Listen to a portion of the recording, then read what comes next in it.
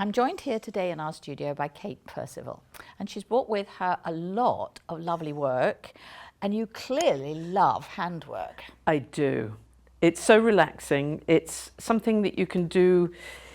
I think blanket stitch is almost like a meditation. When you're sitting of an evening with some blanket stitching and you get into the rhythm of the stitching, it's very, very calming. And I also like to do a lot of quilt as you go, because then you can take it anywhere. It's portable, that's for and sure. And hand stitching is also Very extremely portable. Yes, it is. I was once on a train with some hand stitching. A lady was sitting next to me watching Paul Hollywood on her iPad. She was so entranced by the hand stitching, she turned off Paul Hollywood. Oh my That's goodness. how good hand stitching is. Obviously, how inspirational you are. Well, it's the hand stitching. It's the hand stitching. Okay, so Well, this is the first one. This is the first quilt where I sort of dared to be myself. I'd made a patchwork quilt when I was a teenager. I was all patchworked out, and then I came back to patchwork about 15 years ago. And I made a sort of normal pieced quilt using the machine, but I'd hand quilted it with tiny stitches that my eyesight could not cope with nowadays. We did used to do tiny stitches. I know, I did used to. I look at it now and I'm amazed. And then I started to wonder what sort of quilts I wanted to make. There are lots of quilts that I'd quite like to make, but what do I really want to make? And I started to play around with ideas, and this was the first quilt where I really found what I wanted to do, and I learned an awful lot doing this quilt. Not least, don't try to hand stitch with thick threads through fleece, because your fingers really hurt. Will rip, yes. I also learnt a lot about working out sizing, because however much I worked it out on squared paper, these blocks, I had to just keep altering them, because of course it's all brushed cottons, and some brushed cottons are very, very mobile fabrics. The weave really moves. Yes. And as I was putting the Bonder web on, and they were moving, and I had to keep changing the sizes of the blocks, and basically I ended up making it up as I went along. It was my first time of using Bonder web, which I love because it gives a really graphic feel. But there was a slight problem that I did actually put, these were originally just going to be flat like the other leaves, but for some reason, I don't know what I did, but the Bonder web is forever melded onto these leaves. So I ended up stuffing them and doing some trapunto, so I felt very brave of that. Sounds like autumn leaves. So you see, always be prepared to turn a disaster into something that in theory is deliberate. And this particular design, I was asked if I could teach it. Now, I knew the hell I had gone through trying to get this design right. So I then had to redesign it as a block that anyone could make. And I came up with a block that uses strip and slash. And I do like things that look complicated, but are actually really easy. I like to design things that you can make the wrong way round, and it doesn't matter. It still works. If you look at I always make lots of versions of my designs, and they always end up different. But that's how it should be. Yeah, I agree. I want everybody to get something different from my designs. So it's a very simple strip-pieced block, and then Bonder web leaves on the top. I break a few rules because I like to do a bit of embroidery just on the fabric. So you can see I've gone around that big leaf just on the fabric. I also like to quilt, and I know this is shocking, with just the wadding. And this is a rare piece of machine quilting. I'm actually experimenting with doing a machine quilted runner version of this design, because I felt it was time to get over my fear. And hatred, actually. Lovely I get variegated bored. thread, though. Oh gosh, variegated thread is your best friend. Yeah. Because you can introduce, like on this one, you can see you can introduce an extra pop of a purple colour in there, which just brings all those browns out. Excellent. It also just makes it look as if you've done so much work, which I love. Yes. I like that. Yes. So I'm experimenting. These are just some of the versions I did before, just trialling it out to make sure that it worked with all sorts of different fabrics.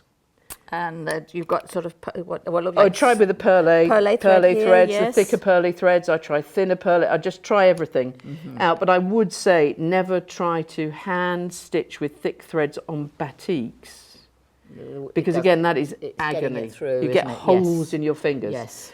So the final design ended up being a block with 4 different leaf variations that you can put into it. This is one of my sort of when you get bored you stop projects. I'm a fan of when you get bored you stop. So you can make one, you go, oh how lovely, I've made myself a cushion. I think I'll make another block, I enjoyed it. I've got 2 cushions. If you make 3 you've got a short runner, if you make 4 you've got a long runner, or if you get really eager you can just add some simple slashing, slash and stitch and slash strips, and you've got a quilt, and it's all quilt as you go, so it's sashed together, and those are the 4 different blocks. But if you get bored after one, you can just stop with a cushion. Yes. So Lovely. I always try to design things for classes that you can make one, or you can just keep going if you want to, and that you can interpret in your own way. But as well as the classes, I also make things for fun. We've got chain stitch here too. We have chain stitch. stitch. Oh yes, chain stitch. I like chain stitch, running stitch, blanket stitch. If I get the chance, feather stitch on this quilt here, which was a pretty much a nightmare experience. Again, this was an early one that was very much learning it as I went along. The paisley design. Well, the paisley design, that was the easy bit. And then I spent about 2 years wondering what to put in the middle. Okay, and the flowers. And things, yeah. and the bird was, in fact, it was a medieval slipware pot in Norwich City Museum. And when I saw it, I just thought, that's it! At last, it's the centre of the quilt. My quilt. But I learnt to always use Bondaweb, not the thick stuff. Yeah. The thick stuff you cannot hand stitch through at all, because I used that just in these hearts here because I ran out of Bondaweb and I thought I'll try it. And it's hell. It is. So stick with the Bondaweb, Yes, I definitely. say. Definitely. So this was another early one, learning curve one. I thought I'd Feather be... stitch again, you said, yes, there's some feather stitch. Yeah, I do like a lovely, bit of feather yeah. stitch. And buttons. Buttons, added to this. yes. My cat, actually, she loves this quilt. I have to keep her off it because what she likes to do is get the buttons and pull them. Oh, yeah. Have Well, to so stitch do them I very, would very too. firmly. No, I would too. This was an idea of using light and dark, positive, negative. So wherever you have a light, dark background, Yeah. it also, the leaf shape changes with it. Super. And I learnt here that what you don't do is have about 8 different changes of fabric on a corner. But Just you've got to don't do it, through. because then you stitch through, and actually there's a certain degree of disguise going on with this stitch. Okay. Because there are some joints that are perhaps not as lovely As they should be. Say embellishment Yeah, opportunity. I do love a bit of embellishment. It's amazing what you can do with creative ironing and buttons. Yes. And I always say to ladies in classes, be kind to yourself. You know where you've gone wrong. Yeah. And every quilt you make, you're learning. You only learn by mistakes. That's how you learn. So don't feel bad about things that go slightly wrong. Nobody will know unless you point it out. So don't tell people. I was going to say there was an article recently about Yeah, that. Yes. just don't tell them. Stop Your it. friends will be in awe of what you do. Yes. So This is don't say, lovely. yes, but look, that's where it went wrong. This is again, very simple piecing at the bottom. Yes. Because that's just Lovely scrappy 3 Yes. strips just turned round back to front. So it looks as if I've done some very complicated piecing when I haven't. The complicated stuff is all Is here. in here. And again, it's Bondaweb applique, blanket stitch, and a bit of just minimal quilting on it, because this fabric with the bees, it's one of those fabrics that you think, why did I not buy? It's been reprinted lately. Yes. I should have bought meters of the stuff. Yes, so useful. Oh, yes. Now, this is a piece of embroidery that it's a little carrying case for things, but this was really the start of this set of projects, which I call the Swedish Garden. And the idea is that you've got 3 projects here, an easy one, an intermediate one, and a smarty pants one. And this was the inspiration for it. And it became the chicken cushion, which is a hoot. It is a hoot. And it's quite simple because it's very simply pieced, simple 9-patch, machine quilted, variegated thread to bring out the colours. This fabulous chicken fabric. Now that is one fabric I did buy as many meters as I could lay my hands on. Yes. Yes. And it comes in red too. It's just fab. And you do a little bit of hand stitching on it, simple hand stitching for the wing and the button, obviously, for the eye, and a bit of folding for the beak. Yes. And Bondaweb in there to make the double comb, which is a lovely floppy chicken comb. It's gorgeous, yes. And this is just still at the trying out stage for a small block relating to it. I've still got to work on the outside because that's not right yet. Okay. And then, of course, because we're chicken-tastic, we do like a chicken.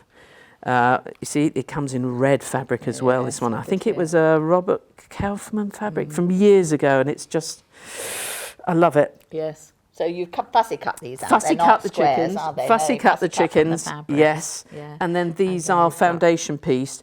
But it's a bit of a cheap foundation piece, this one, because there is one seam you do have to overstitch. Oh, right. Because I couldn't, I just didn't work couldn't otherwise. do it any Yes. other way. No, But very they're lovely the two though. chickens, and this is the whole quilt that goes with it. Wow. This is lovely. Which it's relatively simple because you've just got some 9 patches, the occasional 9 patch, a little bit of applique, some very simple quilting, Striking. big stitches. It's the top panel that's the complicated bit, and that's actually got, I always use a thin wadding, Right. but that's got 2 layers because Okay.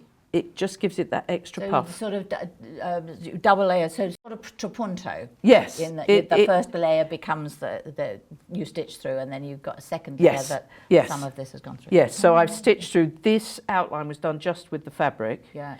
Then these outline stitches here, all round everything, the shadow quilting was done with 1 layer of wadding. Right. And then these stitches were through done the through 2. 2 layers. Of And what it does is it just puffs the Yes. flowers up. Yes, It makes them enough. stand out. Yes. You get much better loft with 2 thin layers than you do with 1 thick layer. Oh, yes. And you can get that sort of light and shadow effect, Yes, which very I like nice. very much. Very nice. So Now, okay, this is fun. This is festive fun. Whoops. When I was started off making some little paper, which of course has all got entangled, but we won't worry about that. Little paper versions before I moved on to felt, because paper's cheaper than felt. And I'm now addicted, you can tell. Well, yes, I Yes, can. we've got the Easter I've got chickens. chicken. I'm so upset that I can no longer find the little felt bunnies. I've run out of felt bunnies. Oops. No, but lovely. The Easter chickens. And then I thought, well, if we can have Easter, we can have Christmas, can't we? So a little East Christmassy one. That was my first prototype for him. And I love these because you're not going to wash these. You can use these card toppers, wooden card toppers. Clever. And they are just gorgeous, and just stitch them in place. And I was asked by a quilt group to do them a bird, which became the Christmas bird. And you see, they're very addictive.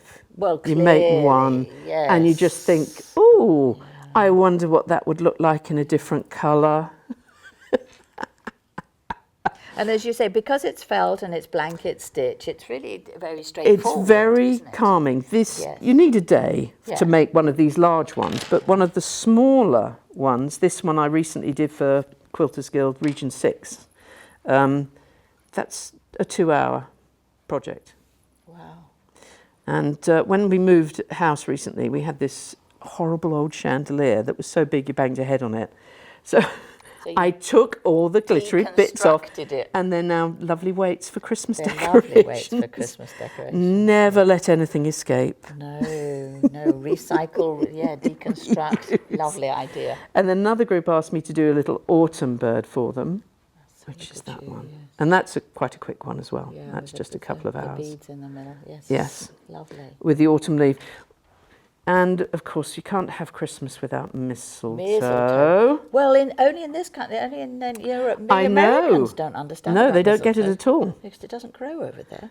No, But it's you see, and of course you've got to make more, haven't you? Got to make more. So the beads, you kind of made Well, the beads? the beads were, one of my ex-pupils appeared one day with a massive tin of beads that had belonged to his mother, who was a lace maker, and she collected all these beads for weights, and a load of them were all different sizes, white. And I thought, perfect. Mistletoe. Perfect Mistletoe. Yeah. But you can make these out of fabric. You can use Timtex. Yes. And I quite want to do a whole Nice table satin mat. stitch around. Yeah, the and thing. just fit them together with a bit of satin stitch and just make a table mat. Yeah. Or you can. Timtex is great like that. It is really good. Yeah. Or you can just use wadding and pink the edges and play.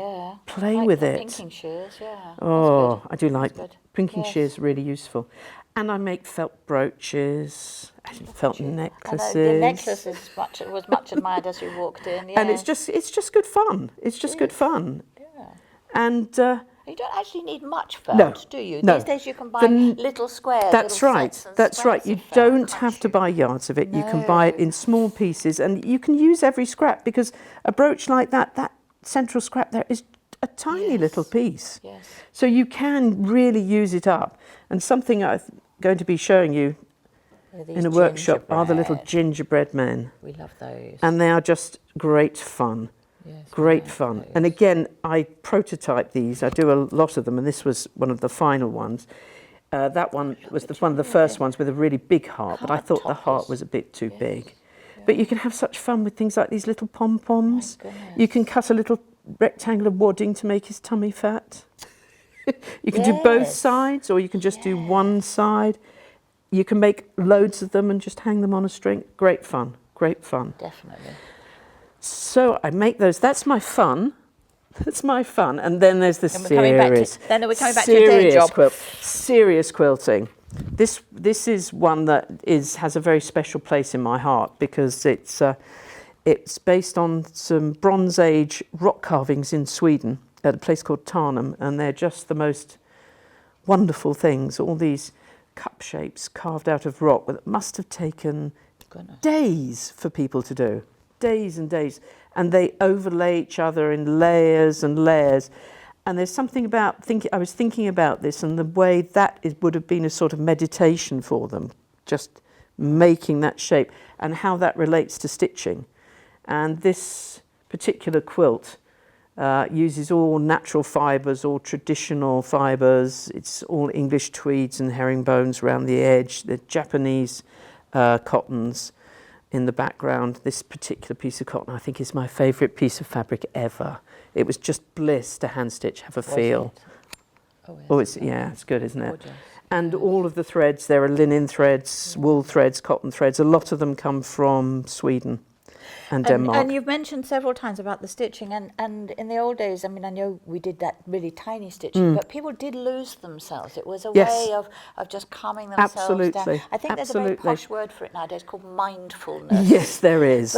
But we've been doing this for centuries, actually. And it's a wonderful, wonderful thing, because you can do it with other people in the room and chatting, but at the same time you can completely lose yourself in it and really relax in it. Yes. And I do like to make it up as I go along.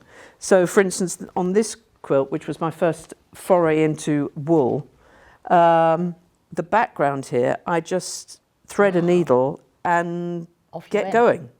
I don't draw it out first. Fill the space. And it's very calming, actually, to not really, and quite exciting. It's the same when I'm painting, when you start a painting, and I have no idea how it's really going to turn out, because each brush stroke is going to alter it. And it's the same with the stitching. I do like to leave an element of chance to a project.